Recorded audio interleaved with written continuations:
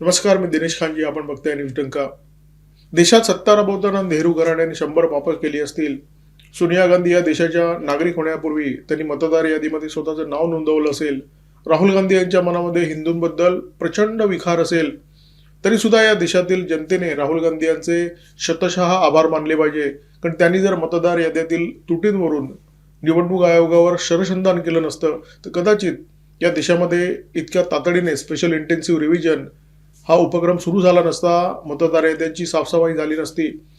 आता पश्चिम बंगालमध्ये 70 लाख नावं मतदार यादीतून वगळली जाणार, त्या नावांवर फुली पडणार ही गोष्ट स्पष्ट आहे. उत्तर प्रदेशमध्ये सुद्धा जवळजवळ 3 कोटी नावांवर गंडांतर आलेलं आहे आणि विरोधकांमध्ये एकच हलकल्लोळ झालेला आहे. राहुल गांधी विरोधकांची लंका लावून आता विदेशामध्ये जायला सज्ज झालेले आहेत. आम्हाला राहुल गांधींना फक्त इतकंच सांगायचं आहे, इब्तिदाई इश्क में अब रोता है क्या, आगे आगे देखिए होता है क्या. कुऱ्हाडीवर पाय मारून घेण्याचा अनेक लोकांना छंद असतो. राहुल गांधींनी हा छंद गेली अनेक वर्ष जोपासलेला दिसतोय. राहुल गांधी यांच्या नेतृत्वाखाली काँग्रेस पक्ष आजवर 95 निवडणुकांमध्ये पराभूत झालेला आहे. आता इतक्या निवडणुकांमध्ये पराभव झाल्यानंतर कोणाच्या तरी डोक्यावर खापर फोडायला हवं आणि राहुल गांधी हे नेहरूंचे वंशज असल्यामुळे या घटनांची जबाबदारी स्वतःवर घेण्या इतकं मोठेपण त्यांच्यामध्ये निश्चित नाहीये. आता कुणावर तरी खापर फोडायला हवं म्हणून सुरुवातीला ईव्हीएम वर खापर फोडण्यात आलं. त्याचा काही उपयोग झाला नाही. सध्या ते SIRच्या नावाने कंठशोष करताना दिसत आहेत. स्पेशल इंटेन्सिव्ह रिव्हिजन हा निवडणूक आयोगाला घटनेने दिलेला विशेष अधिकार आहे. या विशेष अधिकाराचा वापर करून निवडणूक आयोग नियमितपणे मतदार याद्यांची साफसफाई करत असतो. 2002 मध्ये स्पेशल इंटेन्सिव्ह रिव्हिजन निवडणूक आयोगाने हाती घेतली होती आणि त्याच्यानंतर थेट 23 वर्षाने हा उपक्रम पुन्हा एकदा हाती घेण्यात आलेला आहे. खरं तर हा उपक्रम कधी घ्यायचा हा विशेष अधिकार सुद्धा निवडणूक आयोगाला आहे. निवडणूक आयोग हे निश्चित करू शकतो की या वर्षी आपल्याला स्पेशल इंटेन्सिव्ह रिव्हिजन घ्यायचं आहे. त्याच्यामुळे याला काही कालमर्यादा नाही आहे. मोदी सरकार 2014 साली सत्तेवर आलं, त्याच्यानंतर तातडीने SIRचा उपक्रम हाती घेता आला असता, परंतु हा हाती घेण्यात आला मोदी सरकारला सत्तेवर 11 वर्ष पूर्ण झाल्यानंतर. महाराष्ट्र हरियाणाच्या निवडणुकांमध्ये सडकून पराभव झाल्यानंतर राहुल गांधी यांनी निवडणूक आयोगावर नको नको ते आरोप करायला सुरुवात केली. पत्रकार परिषदा घेऊन राहुल गांधींनी एकच राळ उडवून दिली. राहुल गांधी यांनी निवडणूक आयोगाच्या घोटाळ्याचे जे ढोल बडवले होते त्याचा थेट संबंध मतदार यादीमध्ये ज्या त्रुटी आहेत त्याच्याशी होता. राहुल गांधींनी निवडणूक आयोगाला फुलटॉस दिला. निवडणूक आयोगाने या फुलटॉसवर सिक्सर मारला. देशभरामध्ये स्पेशल इंटेन्सिव्ह रिव्हिजन हा उपक्रम हाती घेण्यात येणार असं जाहीर केलं आणि सध्या 12 राज्य आणि केंद्रशासित प्रदेशामध्ये हा उपक्रम हाती घेण्यात येतोय.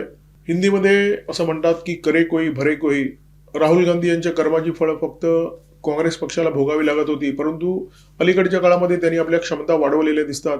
त्यांनी जे कर्म केलेलं आहे निवडणूक आयोगावर भलभलते आरोप करून, त्याचे परिणाम आता भोगावे लागत आहेत इंडिया आघाडीमधल्या घटक पक्षांना. SIR हा उपक्रम बिहारच्या पाठोपाठ पश्चिम बंगालमध्ये हाती घेण्यात आलेला आहे. बिहारमध्ये याचा फटका बसला राजदला. राजदचा अक्षरशः कडेलोट झाला. सत्तेवर येणार अशा प्रकारची अपेक्षा असताना तेजस्वी यादव राजकीय पटलावरून कुठेतरी गायब झालेले दिसतात. पुढचा नंबर पश्चिम बंगालमध्ये ममता बॅनर्जी यांच्या तृणमूल पक्षाचा.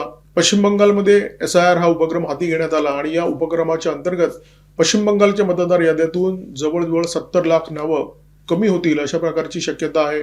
उत्तर प्रदेशमध्ये सुद्धा SIR सुरू आहे. जवळजवळ 2.93 कोटी नावांवर या उपक्रमाचं गंडांतर सध्या तरी दिसतंय आणि याचा फटका अर्थातच अखिलेश यादव यांच्या समाजवादी पार्टीला बसणार आहे. स्पेशल इंटेन्सिव्ह रिव्हिजन हा उपक्रम हाती घेतल्यानंतर मतदार याद्यातून नावं वगळली जातात.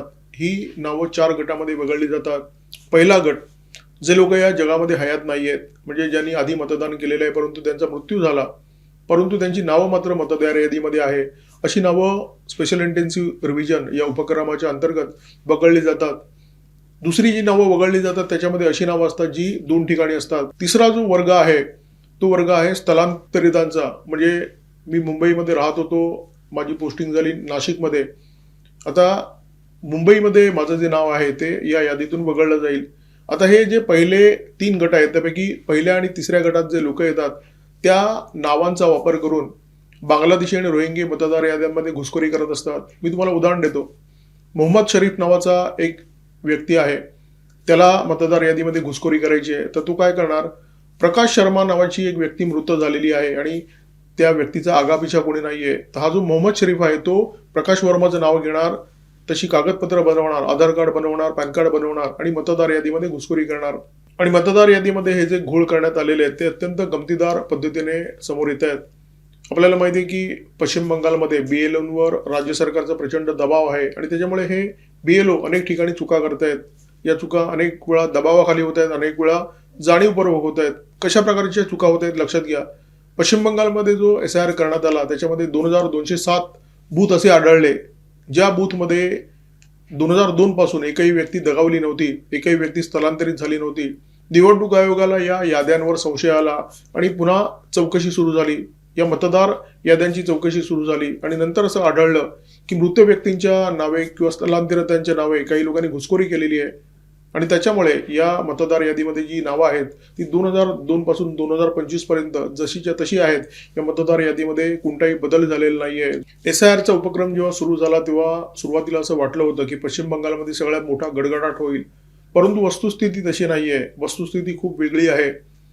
उत्तर प्रदेशमध्ये जो SIR सुरू आहे त्या SIR मध्ये 2.93 कोटी नावं अशी आहेत जी निवडणूक आयोगाच्या रडारवर आहेत. उत्तर प्रदेशची एकूण जी लोकसंख्या आहे ती 15,44,03,092 आणि याच्यापैकी 18 ते 20% मतदार असे आहेत जे रडारवर आहेत.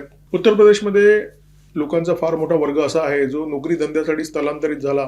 तो मुंबईत गेला, तो दिल्लीत गेला, तो चेन्नईत गेला, बंगलोरमध्ये गेला आणि त्याचं नाव उत्तर प्रदेशमध्ये सुद्धा आहे आणि तिथे सुद्धा आहे. तर अशी जी 2 ठिकाणी असलेली नावं आहेत ती मोठ्या संख्येने उत्तर प्रदेशमध्ये कापली जाण्याची शक्यता आहे आणि त्याच्यामध्ये घोळ निर्माण झालेला आहे. समजा मी दिल्लीमध्ये स्थलांतरित झालेलो आहे, माझं नाव उत्तर प्रदेशातल्या एखाद्या गावात आहे, परंतु माझी उत्तर प्रदेशमध्ये प्रॉपर्टी आहे, खूप मोठी प्रॉपर्टी आहे आणि अशा वेळी माझं नाव उत्तर प्रदेशमधल्या मतदार यादीतून कापलं जाणार याचं भय अनेक लोकांना सतावतंय. तर त्याच्यावर तोडगा असा काढण्यात आला, म्हणजे काही राजकीय पक्षांच्या नेत्यांनी अशा प्रकारचा तोडगा काढला की माझ्या कुटुंबात जर 5 लोक आहेत तर त्या 5 पैकी एकाचं नाव उत्तर प्रदेशमध्ये असेल आणि बाकीच्यांचं नाव जिथे तुम्ही स्थलांतरित झालात त्या शहरामध्ये असेल. स्पेशल इंटेन्सिव्ह रिव्हिजन या उपक्रमामुळे देशभरातील मतदार याद्यांमध्ये जे बांगलादेशी आणि रोहिंगी घुसून बसलेले आहेत त्यांची नावं कापली जात आहेत आणि याचा फटका अनेक राजकीय पक्षांना बसताना दिसतोय. पश्चिम बंगालमध्ये तो तृणमूलला बसणार आहे, उत्तर प्रदेशमध्ये समाजवादी पार्टीला बसणार आहे, तामिळनाडूमध्ये द्रमुकला बसणार आहे. हे मतदार नाही आहेत, हे मतदार यादीत शिरलेले घुसखोर नाही आहेत. हे मतदार म्हणजे देशाच्या खांद्यावर असलेला प्रचंड मोठा भार. उत्तर प्रदेश सरकारने या कामामध्ये अत्यंत आक्रमकपणा दाखवलेला आहे. प्रत्येक जिल्ह्यामध्ये डिटेन्शन सेंटर उभारण्यात येत आहे. प्रत्येक नगरपालिकेला, शहर प्रशासनाला किंबहुना राज्यातील सगळ्याच प्रशासनाला अशा प्रकारचे आदेश देण्यात आलेले आहेत. मुख्यमंत्री योगींनी हे आदेश दिलेले आहेत की सगळ्या घुसखोरांना शोधून काढा, त्यांची रवानगी डिटेन्शन सेंटरमध्ये करा आणि तिथून त्यांची रवानगी बांगलादेशमध्ये करा. या घुसखोरांकडे अनेकांकडे ममता बॅनर्जी यांनी पुरवलेलं आधार कार्ड आहे, पॅन कार्ड आहे, परंतु तरी सुद्धा त्यांना भारतामध्ये राहण्याची भीती वाटते. भारतामध्ये डर का माहोल आहे, परंतु हा डर का माहोल घुसखोरांसाठी आहे. या बांगलादेशी घुसखोरांना सुद्धा हे माहिती आहे आपल्याकडे आधार कार्ड असलं तरी, आपल्याकडे पॅन कार्ड असलं तरी आपण भारतीय नाही आहोत, आपण बांगलादेशी आहोत. स्पेशल इंटेन्सिव्ह रिव्हिजन या उपक्रमाच्या माध्यमातून निवडणूक आयोग अत्यंत ऐतिहासिक, अत्यंत महत्वाची अशा प्रकारची कामगिरी बजावतोय. राहुल गांधी यांनी सत्ताधारी भाजपवर वोट चोरीचा आरोप केला, निवडणूक आयोगावर घोटाळ्याचा आरोप केला. त्याच्यानंतर निवडणूक आयोगाने स्पेशल इंटेन्सिव्ह रिव्हिजन हा उपक्रम हाती घेतला. या उपक्रमामुळे फक्त मतदार याद्यांचं शुद्धीकरण होत नाहीये, या उपक्रमामुळे देशाच्या राजकारणाचं शुद्धीकरण होते. राहुल गांधींनी वोट चोरीचा आरोप केला होता. ही खरं तर भारतीय मतदाराच्या हक्काची चोरी होती आणि ही चोरी या SIR उपक्रमामुळे थांबवली जाते. घुसखोरांना भारतामध्ये आणून भारतीय मतदारांच्या मतांचं अवमूल्यन करण्याचा प्रयत्न होता. हे अवमूल्यन या उपक्रमामुळे थांबलेलं दिसतंय. आता विरोधी पक्ष आरोप करतायत की SIRच्या मुखवट्याखाली या देशामध्ये NRC राबवलं जातं. NRC म्हणजे काय? National register of citizen. या देशामध्ये जे नागरिक राहतात, जे या देशाचे आहेत, त्यांची सूची निर्माण करण्याचा उपक्रम म्हणजे नॅशनल रजिस्टर ऑफ सिटीजन. हा उपक्रम अद्याप केंद्र सरकारने हाती घेतलेला नाहीये, परंतु SIRच्या माध्यमातून या उपक्रमाची एक पार्श्वभूमी, एक जमीन निर्माण होते. SIRच्या उपक्रमानंतर या देशामध्ये NRC जर पार पडला तर NRCच्या माध्यमातून जे काम होणार आहे ते काम अधिक सुगम होईल, अधिक सहज होईल. स्पेशल इंटेन्सिव्ह रिव्हिजनचे देशाच्या राजकारणावर अत्यंत दुर्गामी अशा प्रकारचे परिणाम होणार आहेत. 2026च्या एप्रिल महिन्यामध्ये पश्चिम बंगालमध्ये निवडणुका आहेत. जर SIR मोहीम हाती घेण्यात आली नसती तर कदाचित ममता बॅनर्जी यांचा चौथ्यांदा मुख्यमंत्री बनण्याचा जो मार्ग आहे तो प्रशस्त झाला असता ममता बॅनर्जी निवडणूक लढण्याच्या आधीच विजयी झाल्या असत्या. कारण जी 70 लाख नावं मतदार यादीतून कापण्यात आलेली आहे त्याच्यामध्ये किमान 60 लाख मतदार तरी ममता बॅनर्जी यांच्या पारड्यामध्ये मतदान करणार होते. ही गोष्ट स्पष्ट आहे की ममता बॅनर्जी यांच्या कृपेमुळे, त्यांच्या आशीर्वादामुळे, त्यांच्या मेहरबानीमुळे बांगलादेशींची पश्चिम बंगालमध्ये घुसखोरी होते आणि पश्चिम बंगालच्या माध्यमातून नंतर पुढे देशभरामध्ये घुसखोरी होते. ही जी ममता बॅनर्जी यांची मेहरबानी आहे त्याची परतफेड करण्याची या घुसखोरांना मिळालेली संधी म्हणजे भारतामध्ये होणाऱ्या निवडणुका. या निवडणुकीमध्ये भरभरून दान ममता बॅनर्जी यांच्या पदरात टाकलं जातं आणि हा उघड व्यवहार आहे. ममता बॅनर्जी यांनी आम्हाला आधार कार्ड दिलं, ममता बॅनर्जी यांनी पॅन कार्ड दिलं, ममता बॅनर्जी यांच्या सरकारने आम्हाला बर्थ सर्टिफिकेट दिलं आणि त्याच्यामुळे या घुसखोरांची जबाबदारी बनते की निवडणुकीच्या काळामध्ये ममता बॅनर्जी यांना भरभरून मतदान करायचं. बरं, हे घुसखोर भाजपला कधीही मतदान करणार नाहीत कारण भाजपचा घुसखोरीला नेहमीच विरोध राहिलेला आहे. ही सगळी मंडळी ममतांची लाभार्थी आहेत आणि त्याच्यामुळे ममतांना लाभ होईल अशा प्रकारची कृती ते नेहमीच करत असतात. मी मगाशी म्हणालो की हे घुसखोर फक्त मतदार यादीमध्ये घुसखोरी करत नाही, ते देशावर असलेला खूप मोठा भार आहेत. तो कसा काय?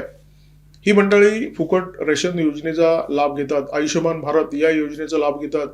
या मंडळींच्या मध्ये अशा महिला आहेत ज्या विधवा पेन्शन योजनेचा लाभ घेतात, निराधार योजनेचा लाभ घेतात. म्हणजे या योजना केंद्र सरकारची असो किंवा राज्य सरकारची, सगळ्या प्रकारच्या योजनांचे लाभ ही मंडळी घेत असतात आणि त्यांनी तो लाभ घ्यावा असा ममता बॅनर्जी यांच्यासारख्या नेत्यांचा प्रयत्न सुद्धा असतो. त्यामुळे ही मंडळी जेव्हा मतदार यादीतून साफ होतील तेव्हा देशाचे, राज्याचे हे कोट्यवधी रुपये वाचणार आहेत. महाराष्ट्र सरकारने लाडकी बहीण योजना राबवली. आता या लाडक्या बहीण योजनेमध्ये किती बांगलादेशी आहेत आणि किती रोहिंग्या आहेत ही बाब महाराष्ट्रामध्ये जेव्हा SIRची योजना राबवण्यात येईल तेव्हा स्पष्ट होणार आहे.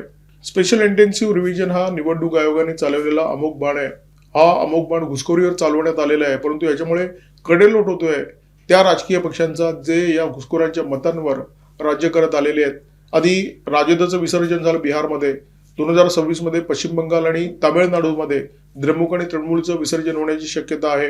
2027 मध्ये उत्तर प्रदेशमध्ये समाजवादी पार्टीचं विसर्जन होण्याची शक्यता आहे.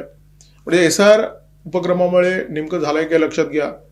इंडिया आघाडीच्या घटक पक्षांची जी हक्काची मतपेढी होती ती मतपेढी या उपक्रमामुळे हिरावून घेण्यात आली. घुसखोरांना भारतामध्ये आणून हे लोक बसवत होते आणि यांचा प्रयत्न काय होता की हिंदू मतांवर कुरघोडी करण्याचा प्रयत्न होता. म्हणजे बाहेरचे मतदार भारतामध्ये घुसवायचे आणि त्यांच्या माध्यमातून हिंदू मतदारांची किंमत शून्य करून टाकायची आणि इकडे जी मुस्लिम मतपेढी आहे ती अधिक मजबूत करायची. राहुल गांधी यांच्या कृपेमुळे हे जे दोन्ही प्रयत्न आहेत ते उधळले गेलेले आहेत आणि त्याच्यामुळे इंडिया आघाडीतले जे घटक पक्ष आहेत ते राहुल गांधी यांचं लवकरच विसर्जन करतील अशा प्रकारची शक्यता आहे. मी यापूर्वी अनेक व्हिडिओमध्ये असं म्हटलेलं आहे की राहुल गांधी हे अत्यंत स्थितप्रज्ञ नेते आहेत. कोणत्याही परिस्थितीमध्ये ते मनाची शांती ढळू देत नाहीत, जय पराजय अंगाला लावून घेत नाहीत, सुखदुःख अंगाला लावून घेत नाहीत. आता त्यांनी जी काडी लावलेली आहे त्या काडीमध्ये सगळी इंडिया आघाडी होरपळताना दिसते, परंतु राहुल गांधी मात्र शांत आहेत. लोकसभेमध्ये काल त्यांनी वोट चोरीवर भाषण केलं, पुन्हा एकदा काडी पेटवून दिली आणि सगळी काडी पेटली आहे, आग लागलेली आहे. अशा परिस्थितीमध्ये राहुल गांधी आता वर्षाअखेरीस आपली सुट्टी घालवण्यासाठी जर्मनीमध्ये जात आहेत. म्हणजे ना थायलंडमध्ये ना मलेशियामध्ये, थेट जर्मनीमध्ये ते निवांतपणे आपली नाताळची सुट्टी घालवतील. शहजाद पुनावाला जे भाजपचे प्रवक्ते आहेत त्यांनी एका ट्विटद्वारे ही माहिती जाहीर केलेली आहे. 2025च्या SIR उपक्रमाचे कर्ते धर्ते प्रणेते राहुल गांधी यांच्या कर्तृत्वाचा लेखाजोखा या व्हिडिओच्या माध्यमातून आपल्यासमोर ठेवण्याचा प्रयत्न केला.